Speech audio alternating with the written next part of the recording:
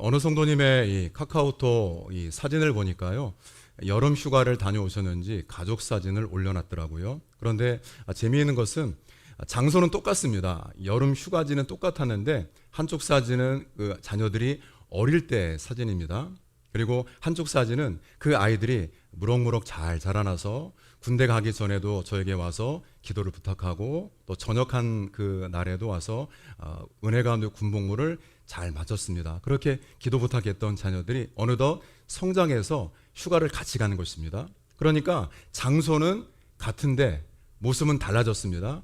참 뿌듯했습니다. 왜냐하면은 너무 성장하고 또 건강하게 자랐을 뿐만 아니라 사진 한 장이지만 그 한 장 가운데 하나님께서 그 가정을 지난 몇 년 동안 정말 어려운 시기였지만 하나님이 도와주시고 이끌어주시고 하나님이 역사하신 그 모든 감사와 간증의 제목들 흔적이 사진 한 장에 압축되어 있어서 장소는 같은 장소, 시간은 많이 흘렀지만은 그 이상으로 하나님의 은혜와 사랑이 듬뿍 배어 있는 그 사진을 보면서 감사했고 참 마음이 뿌듯했습니다. 그런데 오늘 성경을 보면은요, 같은 장소이지만 장소가 같습니다. 시간은 구약과 신약인데 시간이 지나서요, 이 장소에서 은혜가 더 풍성하고 하나님의 역사가 있었던 것이 아니라 장소는 같았지만은 한쪽은 실패했고 한쪽에서는 승리하는 전혀 다른 결과를 우리가 말씀을 통해 확인할 수 있습니다. 같이 1절 한번 읽겠습니다. 그때 예수께서 아멘. 예수님께서 어디로 가셨죠? 광야로 가셨습니다. 여러분, 이스라엘의 이 구원 역사를요, 우리가 압축해서 요약하게 되면 애굽에서 홍해를 지나 광야로, 한번 따라합니다. 광야로. 예. 출애굽에서 홍해를 지나서 광야로, 그리고 요단강을 지나서 가나안 땅으로, 이렇게 한 줄로 요약할 수 있습니다. 그런데 이 과정에서요, 광야 몇 년 동안 머물렀지요? 약 40년 동안 머물렀습니다. 그런데 이 광야 40년 동안의 시간은요, 우리가 모세오경을 보면은 거기에서 하나님께서 출애굽시켜 주시고 이제 우리가 가야 될 저 가나안 땅을 바라보면서 하나님의 말씀에 순종하면서 하나님, 여기까지 온 것이, 우리 지난주에 교회 설립 19주년 감사 예배를 은혜 가운데 잘 마쳤습니다. 우리가 고백하지 않았습니까? 하나님, 여기까지 온 것이 하나님의 은혜였습니다. 앞으로 20년, 40년도 하나님께서 광야 같은 인생길이지만 가장 선하게 이끌어 주시고 인도해 주옵소서. 기도하면서 우리가 은혜롭게 예배를 마치고 서로 또 음식을 나누면서 아름답게 교제하고 서로 친교했습니다. 광야 40년 이스라엘이 어떻게 생활해야 될까요? 430년 동안의 저 애굽에서의 이 종살이 보통 고된 생활이 아니었습니다. 거기에서 하나님의 극적인 방법으로 하나님께서 모세를 보내셔서 그들을 건져주셨습니다. 그러면 그 길을 가는 동안 하나님께 감사하고 찬양하면서 우리가 가야 될 저 목적지, 표대 이 가나안 땅을 놓치지 않고 항상 가나안 땅을 바라보면서 조금은 힘들더라도 조금은 낙심되더라도 견디고 하나님께 기도하면서 나아가야 되는 게 이스라엘의 모습이지요. 그런데 광야 40년을 우리가 한번 정리해 보면 이스라엘 백성들은 그 40년 동안 그 매일매일 연약한 그들의 모습이, 하나님 말씀에 불순종하는 그 모습이 고스란히 나타나는 곳이 광야였습니다. 출애굽기 13장 17절을 보면은요, 하나님께서 이스라엘 백성들을 출애굽시키신 후에 여러분, 빠른 길인 해안길로 가지 않고 이렇게 기록합니다. 가나안 땅으로 가는데 블레셋 사람의 땅을 통과해 가는 길이 가까운 길이다. 그러니까 가나안 땅을 가는데요, 블레셋 땅을 통과하는 게 가장 지름길이고 가까운 길입니다. 이것은 하나님의 관점이 아니라 사람의 생각, 사람의 관점입니다. 오늘로 말하면 상식입니다. 그렇지, 여행을 가는데 그 길이 빠른 길이지, 경비도 전략되고 또 시간도 단축이 되고 빨리 가는 길이지, 오늘로 말하면 지름길입니다. 블레셋 사람의 땅을 통과해 가는 길이 지름길이고 빠른 길인데 이것은 지극히 사람의 관점이지요. 근데 그 다음 말씀 보면 하나님께서는 백성을 그 길로 인도하지 않으셨습니다. 왜냐하면 혹시라도 백성들이 전쟁을 만나게 되면 마음이 바뀌어서 하나님께서 우리를 전쟁터에 몰아넣으려고 출애굽시키셨나? 우리가 전쟁터에서 죽게 된 것 아니야? 그 마음이 들까봐 마음이 바뀌어서 애굽으로 되돌아갈까봐 어디로 인도하셨습니까? 홍해로 가는 광야길로 인도하셨다라고 성경이 적고 있습니다. 그러니까 그들이 광야길로 접어든 것은 누구의 인도지요? 하나님의 인도였습니다. 우리 생각에 아니 왜 빠른 길을 놔두고 왜 저 지름길을 놔두고 하나님께서 이 먼 곳으로 가게 하시지? 그럼 거기 가게 되면은요 블레셋 군인들이 있습니다. 싸움이 벌어질 수 있습니다. 그러면 갓 출애굽한 이스라엘 백성들이 지금 어떻게 적군과 맞서 싸울 수가 있겠습니까?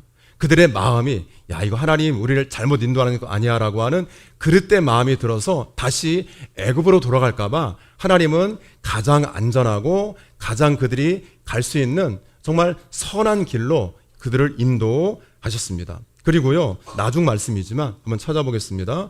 신명기 8장 볼까요? 같이 찾겠습니다. 신명기 8장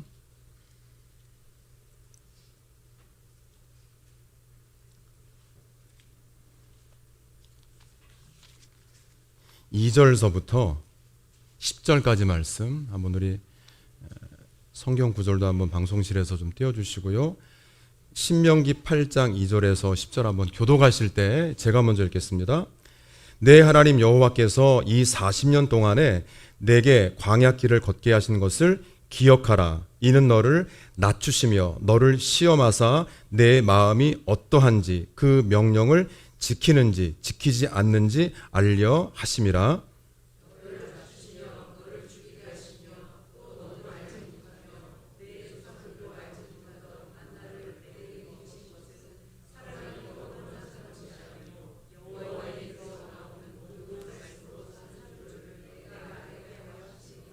이 40년 동안에 내 의복이 헤어지지 아니하였고 내 발이 부르트지 아니하였느니라.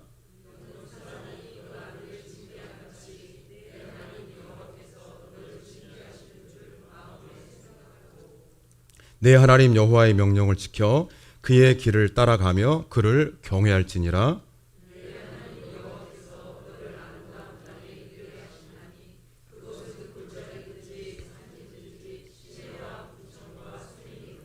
밀과 보리의 소산지요 포도와 무화과와 석류와 감람나무와 꿀의 소산지라.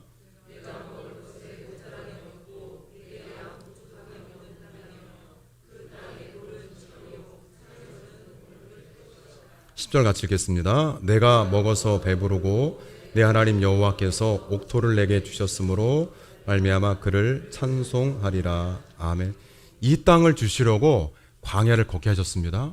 그리고 신명기 8장 2절 초반부를 보시면은요 기억하라라고 말씀하십니다. 어떻게 하라고요?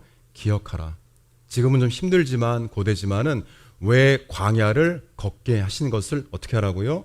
기억하라고 말씀하십니다.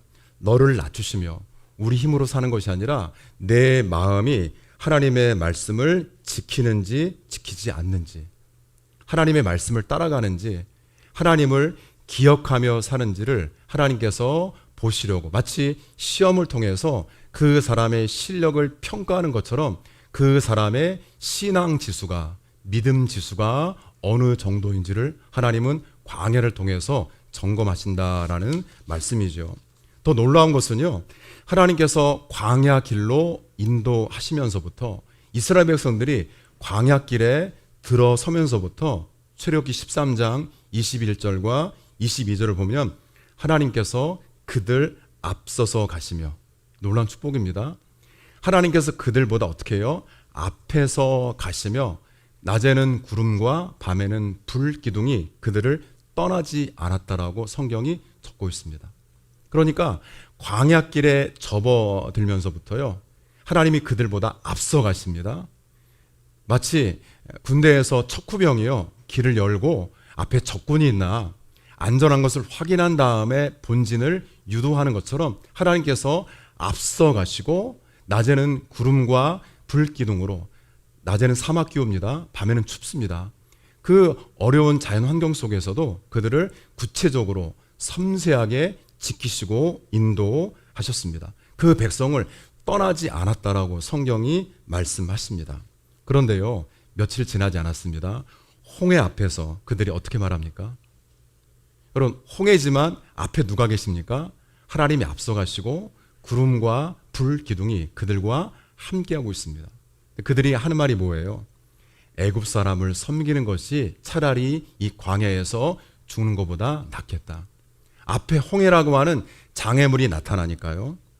하나님께서 은혜를 베풀어 주셔서 홍해가 갈라졌습니다.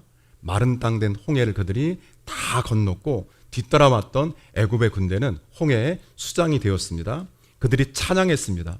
그로부터 3일을 지났습니다. 광야 더 깊이 들어가서 수르 광야 마라에 이르렀는데 물이 써서 마실 수가 없었습니다.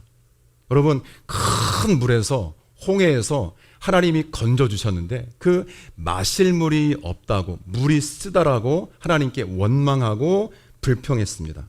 가만히 보면 이스라엘 백성들이 광야를 지나면서 원망하고 불평했던 주된 문제가 뭐였습니까? 먹고 마시는 문제, 안전의 문제였습니다. 먹고 마시는 것 때문에, 여기가 안전하지 않아, 홍해 앞이기 때문에, 아말렉 군대가 지금 우리를 치러 오기 때문에 안전하지 않아. 그 상황이지만 여전히 하나님은 앞에서 가셨고 그들 위해서 구름과 불기둥으로 지키시고 돌봐 주셨습니다. 먹고 마시는 문제 때문에, 안전의 문제 때문에 내가 하나님의 백성이라고 하는 정체성이 흔들렸습니다. 더 나아가서 하나님을 향한 믿음과 신뢰가 추락했습니다. 이게 이스라엘 백성들의 광야에서의 현 주소입니다. 그렇다면 오늘 우리가 이 세상, 우리 흔히 말하기를요, 광야라고 하는 찬송도 있지만 우리가 보통 우리 인생길을 성도들이 광야라고 표현하죠. 여러분, 그렇다면 그 광야, 하나님께서 우리보다 앞서가고 계심을 믿으십니까? 조금은 여러분들이 생각하는 것처럼 일이 빨리 진행이 되지 않고 일이 더디게 진행이 되고 열매가 없는 것처럼 보이지만은 여전히 하나님께서 가장 선한 길로, 가장 합당한 길로 인도하고 계심을 믿으십니까? 그리고 여전히 하나님은 낮에는 구름과 밤에는 불기둥으로 우리 교회와 우리 성도들을 지키고 있음을 믿으십니까? 그런데 왜 불평하십니까? 뭐가 부족하다라고 원망하십니까? 여러분, 서두에도 말씀드렸지만 시온 찬양대 찬양뿐 아니라 우리의 모든 삶에요, 당연한 것 하나도 없습니다. 하나님이 도와주신 결과 누구의 눈물의 기도의 응답으로 우리가 여기까지 온 것입니다. 그런데 그 먹고 사는 문제 때문에 조금은 일이 지연되니까, 피곤하니까 하나님에 대한 믿음과 신뢰가 땅에 떨어지고 내가 구원받은 하나님의 백성인데라고 하는 그 신앙의 정체성이, 내 신분이 그냥 흔들리고 세상의 사람들이랑 똑같이 원망, 불평하며 살아갔던 40년의 광야 생활, 이스라엘의 모습이었습니다. 그런데 똑같이 그 광야에서 예수님께서 시험을 받으십니다. 누구한테요? 마귀에게. 40일 동안 금식을 하신 다음에 이스라엘 백성들은요 40년 동안 그 광야에서 원망, 불평, 하나님을 향해서 하나님께 등을 돌리고 하나님을 떠나게 됐는데, 만나를 먹으면서요, 메추라기를 먹으면서 반석에서 터져나오는 샘물을 마시면서도 하나님을 원망하고 불평하고 믿음과 신뢰가 땅에 떨어졌지만 예수님은 그 광야에서 40일 동안 금식하신 다음에 지금 마귀에게 시험을 받으십니다. 3절 한번 같이 읽습니다. 오늘 본문입니다. 마태복음 4장 3절. 시험하는 자가 예수께 내가 만일 하나님의 아들이어든 명하여 이 돌들로 떡덩이가. 아멘. 여러분, 40일 동안 금식하셨기 때문에 예수님 이 땅에 성육신, 사람의 몸으로 오셨으니까요, 똑같이 우리처럼 아프시고 배고픈 것도 느끼십니다. 40일 금식하셨기 때문에 얼마나 허기지셨을까요? 그런데 그 예수님께 사단이 유혹합니다. 이 돌들로 명해서 뭐가 되게 하라고요? 떡덩이가 되게 하라. 그런데 그 앞에 이런 조건이 있습니다. 내가 만일 하나님의 아들이거든. 예수님이 하나님의 아들이시죠. 당연합니다. 당연합니다. 앞장 마태복음 3장 17절에 보면은요, 예수님께서 세례 요한에게 세례를 받으시는데요, 우리처럼 죄사함 받고 하나님의 내가 자녀입니다라고 하는 그러한 세례가 아니라 하나님께 대한 순종과 섬김 가운데 세례를 받으실 때 하늘에서 이런 음성이 들렸습니다. 이는 내 사랑하는 아들이요 내 기뻐하는 자라. 예수님은 분명히 예수님이 누구신지 알고 있었습니다. 우리 지난주 누가복음 2장에서도요, 어린 예수님이지만 12살 때 하나님의 아들이심을 알았기 때문에 어디 계셨죠? 예, 성전에 계셨습니다. 성전에 계셨습니다. 있어야 할 곳에 있으셨습니다. 예수님 오늘도요, 내가 하나님의 아들이심을 알았습니다. 굳이 여러분 돌이 떡덩이가 되게 해서 하나님의 아들이심을 증명할 필요가 없습니다. 이미 하나님의 아들인데요, 그거 못하시겠습니까? 그런데 그렇게 유혹하는 사단에게 이렇게 말씀하시는데, 같이 그 다음 절 볼까요? 4절 같이 보겠습니다. 예수께서 대답하여 이르시되 기록되었으되 사람이 떡으로만 살 것이 아니요 하나님의 입으로부터 나오는 모든 말씀으로 살 것이라 하였느니라 하시니. 아멘. 하나님의 사람이요, 예수님뿐만 아니라 하나님의 아들이신 예수님뿐만 아니라 하나님의 사람인 모든 성도들도요, 먹고 사는 문제 때문에 유혹에 넘어가지 않기 위해서는 오늘같이 기도하신 것처럼 하나님의 말씀에 붙들려 살아야 됩니다.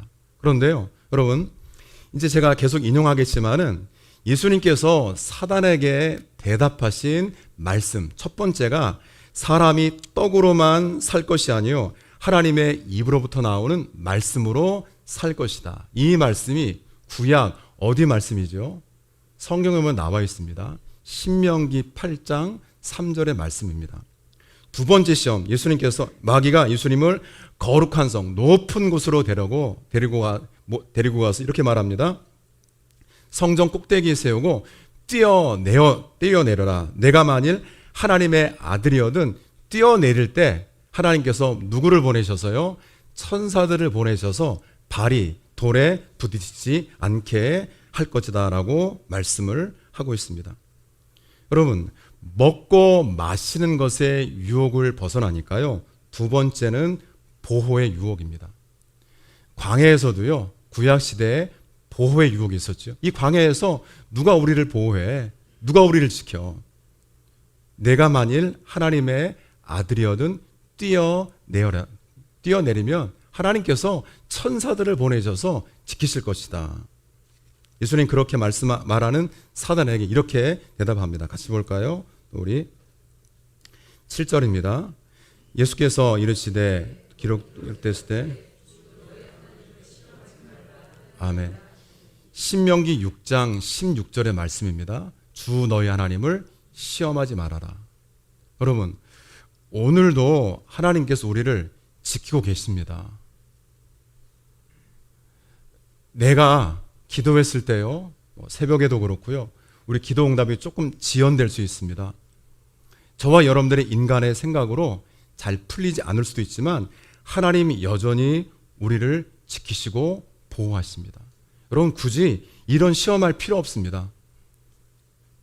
성전 꼭대기 올라가서 뛰어내리면 하나님의 아들이신데 굳이 그거 하지 않더라도 하나님의 아들이시기 때문에 할 필요가 없으십니다. 마지막 세 번째는요, 이렇게 말합니다. 나에게 무릎을 꿇으면 높은 산으로 데리고 가서 천하만국의 모든 영광을 보여주면서 나에게 무릎을 꿇으면 이 모든 것을 내게 줄 것이다. 지배의 유혹입니다. 여러분, 마귀에게 무릎을 꿇으면 이 모든 것을 주겠다. 사실은요, 이 모든 세계가 누구의 것입니까? 하나님의 것입니다. 아니, 하나님이신데 굳이 거기에 무릎을 꿇을 필요가 없지요. 여러분, 이 세 번째 유혹은요, 하나님 없이 내가 원하고 내가 주인 되는 삶, 마귀에게 무릎을 꿇으면 모든 것을 다 주겠다라는 것입니다. 많은 사람들이요, 지금 여기에 넘어가고 있습니다. 여러분 지금 어디에 무릎을 꿇고 계십니까? 다 준다라고 하니까, 다 풀린다라고 하니까 그냥 내가 내 마음대로 하나님 없이, 하나님이 내 인생의 주인이신데 하나님 없이 내가 주인 되는 삶을 살아도 되겠습니까? 그런 사단의 유혹에 예수님께서 경계하신 말씀이 바로 이 말씀이죠. 10절 같이 읽겠습니다. 사단아, 예수께서 말씀하시되 사단아 물러가라, 기록되었으되 주 너의 하나님께 경배하고. 아멘. 다만 누구를 섬기라고요? 하나님만 섬기라. 우리가 섬겨야 될 대상은 하나님밖에 없음을 알려주고 있습니다. 여러분, 이 세 가지 유혹이 오늘 우리에게도 있습니다. 이 세 가지의 유혹, 구약시대에 같은 장소였지만 이스라엘은 40년 동안이나 철저하게 무너졌습니다. 넘어졌죠. 예수님은 40일 금식한 다음에도 하나님의 말씀을 붙들고 이기셨습니다. 먹고 마시는 것의 유혹, 그리고 안전, 보호의 유혹, 그리고 누가 세상의 주인인가, 지배의 유혹. 여러분, 하나님이 먹고 마시는 것을 책임져 주시는 줄로 믿습니다.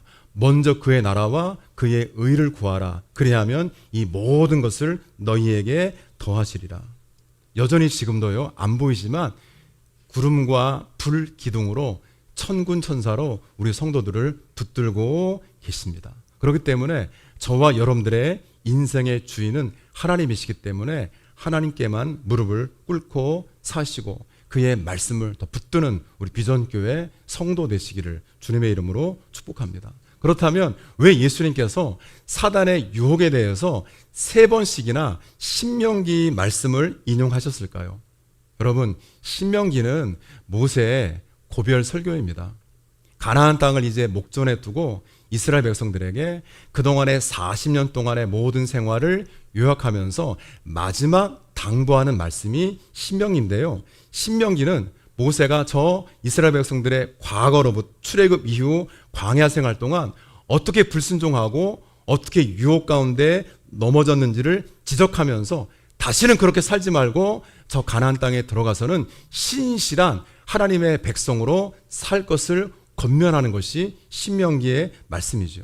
그러니까 신명기에서 이스라엘은 실패했지만 하나님은, 예수님은 그 신명기 말씀을 인용하시면서 말씀으로 승리하신 것을 보여줍니다.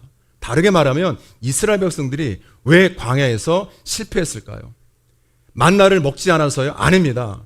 메추라기가 없어서요? 아닙니다. 아말렉이 쳐들어왔을 때 손을 높이 들고 기도했을 때 그 기적을 경험하지 못해서요? 아닙니다. 하나님의 말씀을 붙들지 않았기 때문에 그들이 실패하고 넘어진 것입니다. 먹고 마시는 것이 없어서가 아니었습니다. 안전이, 그리고 그들이 안전이 유지되고 그들이 보호를 못 받아서 넘어진 것이 아니라 하나님의 말씀을 붙들지 않았기 때문에 먹고 마시는 문제, 그리고 보호의 유혹에, 지배의 유혹에 넘어져서 믿음과 신앙이 추락한 것을 우리가 볼 수 있는 것이죠. 여러분, 오늘도 마귀의 유혹은요, 우리 성도들에게 하나님의 뜻보다 생존에 집중하게 합니다. 그래서 목사가 여러분들에게 성도님, 내년에 또 이렇게 좀 교회 일 해주셔야 되지 않겠습니까? 어떤 기관이라든지 사역을 부탁드리면 거의 여러분들이 하시는 말씀, 예나 지금이나 제가 예언합니다. 앞으로도 여러분들이 하시게 될 말씀이 있습니다. 목사님, 바빠서 못하겠는데 일이 좀 끝나게 되면 다음에 하겠습니다. 표현은 좀 다르지만요, 거의 그런 말씀 하세요. 바빠서. 그 바빠서가 어떤 문제지요? 생존의 문제입니다. 물론 알죠. 그런데 여러분, 먼저 하나님 뭐라고 말씀하십니까? 똑같이 바쁘게 살면 세상의 사람이랑 다를 게 뭐가 있겠습니까? 그 바쁜 중에 나와 예배 드리는 게 성도입니다. 그 바쁜 중에 먼저 무릎 꿇고 기도하는 게 성도이고요. 그 바쁜 가운데 먼저 하나님의 일을 먼저 하고 우리가 그 다음의 일을 처리할 때 하나님께서 지혜도 주시고 또 합력해서 선이 되게 하실 것을 믿고 사는 게 성도 아니겠습니까? 그런데 오늘도 사단은요, 우리 광야에 있는 성도들에게 하나님의 뜻보다는 생존에 더 집중하게 만듭니다. 그리고 하나님이 안전하지 않다라고 우리에게 속삭입니다. 하나님 아예 안 보이는데 지키지 않으셔. 그리고 하나님 상관없이 그냥 수단 방법 가리지 말고 네 마음대로 살아. 네 마음대로 살아. 이게 오늘도 유혹하는 사단의 목소리입니다. 여러분, 그러한 유혹 가운데 한번 따라합니다. 나는 누구인가? 꼭 기억하세요. 나는 누구인가? 예수님 분명히 자기의 정체성을 아셨습니다. 두 번째 한번 따라할까요? 나는 어떻게 살 것인가? 어떻게 사시겠습니까? 무엇을 붙들고 사시겠습니까? 세 번째 따라합니다. 나는 무엇을 위해 살 것인가? 예. 그럼 답이 분명해집니다. 오늘 말씀의 제목이 같은 장소, 다른 결과입니다. 교회도 지난주에 19주년을 맞이했습니다. 여러 사진을 보면은요, 장소는 똑같지만 변한 부분도 있지만은요, 여러 성도들의 모습이 다 달라졌습니다. 여러분, 앞으로도 신앙생활 하시면서 장소는 비전교회입니다. 그런데 여러분들의 신앙의 결과가 이스라엘 백성들처럼요, 저 광야에서 실패를 반복하는 그런 모습이 아니라 내가 누구인가? 그렇지. 어떻게 살아야 되지? 무엇을 위해 살아야 되지? 마음에 결심하시면서 계속 이어지는, 시간은 변하지만은 역사는 더 깊어가지만 그 가운데 더 좋은 열매의 결과를 내는 우리 성도 되시기를 주님의 이름으로 축복합니다.